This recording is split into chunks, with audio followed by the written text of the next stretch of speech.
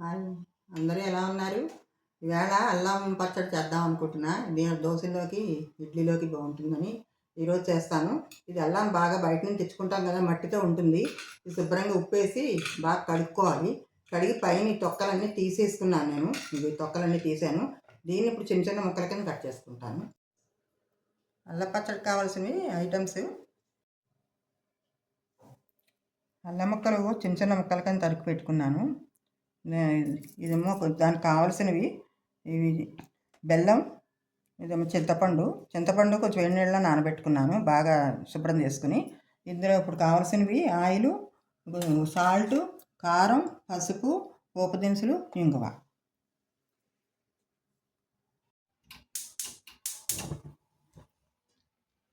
Stove వెలిగించి ఇంక బాణీలు పెట్టుకున్నా. ఇప్పుడు దీంట్లో బాణీలు వేడెక్కాక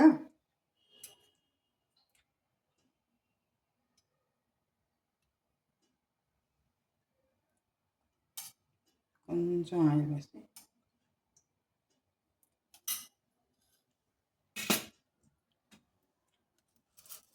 కొంచెం శనగపప్పు, కొంచెం మినపప్పు, కొంచెం ఆవాలు వేసి వేయించాలి.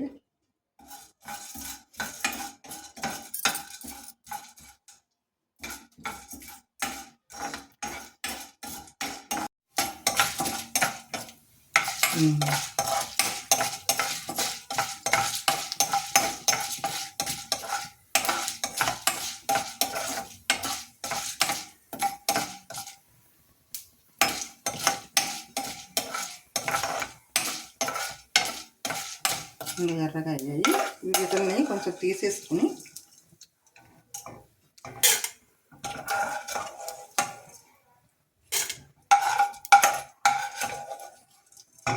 మళ్ళీ నూనె పోసుకోవాలి కొంచెం.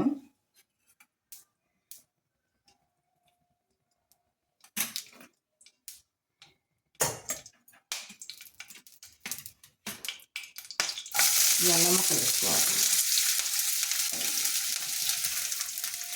కొంచెం నూనె ఎక్కువ పోస్తాం.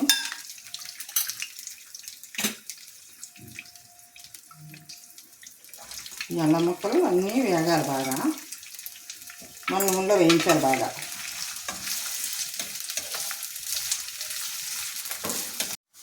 ఇలా వేగాయి. ఇవి కొంచెము మరీ ఎర్రగా అయిపోక్కర్లేదు. దాంట్లో చింతపండు పులుసు వేసేసుకోవాలి.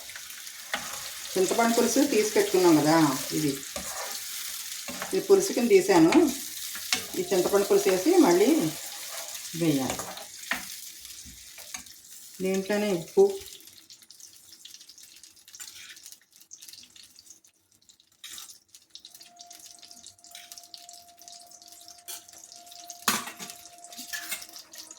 పసుపు,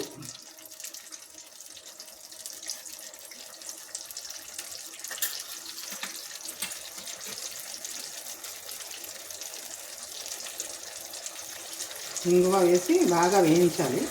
నూనె అంతా బయటికి వచ్చే వరకు వేయించాలి.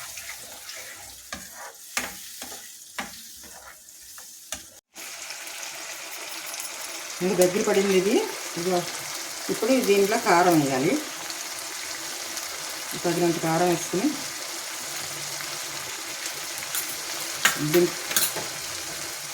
కారం వేసుకున్నాక దింపి దీంట్లో తర్వాత చల్లారాక బెల్లం వేసుకుని రుబ్బుకోవాలి.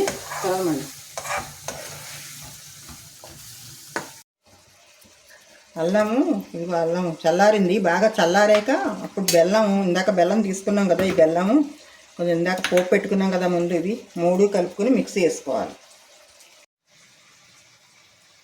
అవి వేసుకున్నవన్నీ గ్రైండ్ చేసుకుంటున్నాం.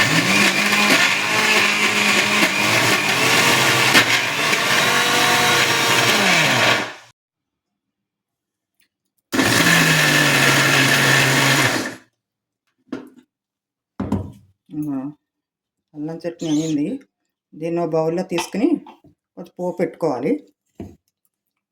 నూనె కొంచెం వేస్తుంది.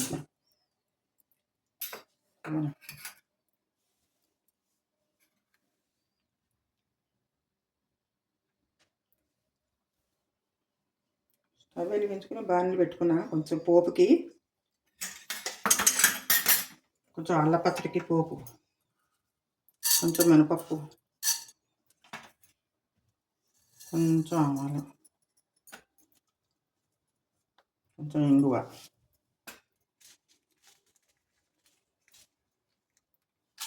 రెండు మిరపకాయలు.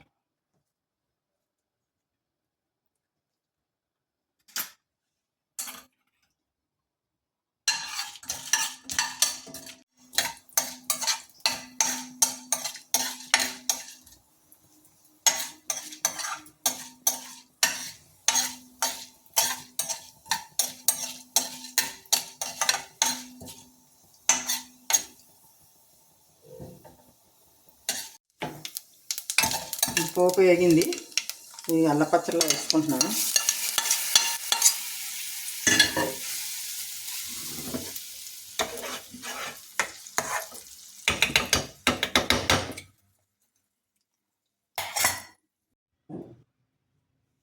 అల్లపచ్చడి రెడీ అయ్యింది.